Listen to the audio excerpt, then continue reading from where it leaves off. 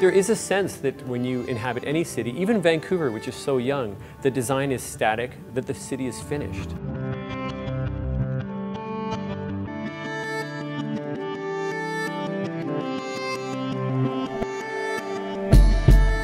Most people are quite alienated from their environment, what's around. They don't know how the city got created. They don't know the places they use every single day. They don't really know how they got there or how they change, and they don't feel that they can be a part of that change.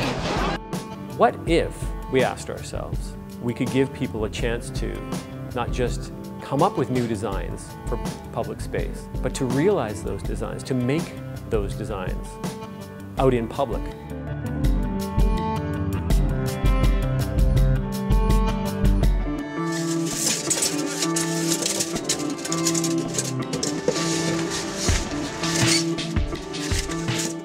Here at the museum, we see the city as an artifact, which is not to say the city is something static and dull and boring, but we're interested in the city, just like we're interested in the objects in our collection. Last summer we met, and the museum had an idea to use recycled expanded polystyrene as a medium for a public space build project. All the information we were given was that it would be out of styrofoam and that we had to design one module that connected and could be used in different ways, and that was about it. And soon after that we went to the Mansonville factory.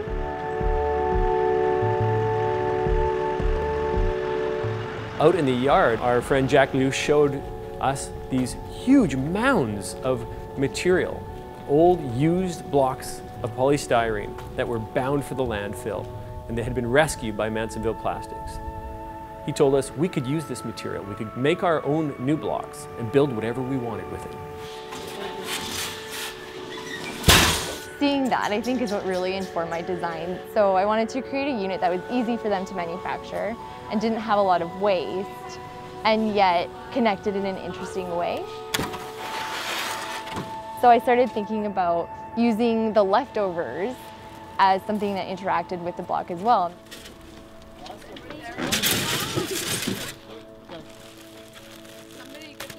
With my design, the 3x3, I actually approached it from started looking at Chinese temples and how they generate columns. This is much nicer than the one that I was making with my old one. So over the spring, we held a series of public workshops at the museum. First, people proposed wild new ideas for public space in the city. Then they brainstormed how these ideas could be realized using these new building blocks.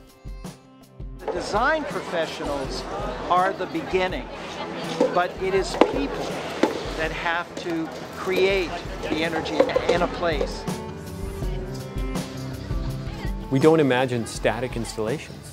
We imagine a day of creation and destruction.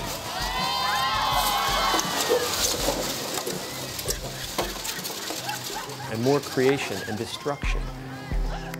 Designs, buildings, mountains, structures, games, rising and falling, rising and falling. People are surprisingly good architects. So they talk to people and they're like solving problems. One guy had his table he sat on falling, so he started to like re-engineer the next table to like distribute the weight differently.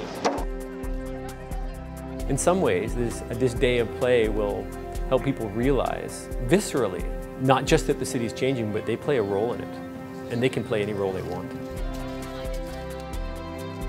What I'm hoping it'll do is leave a kind of residue and a set of memories of a very intense and inventive day when a street was transformed about 20 times.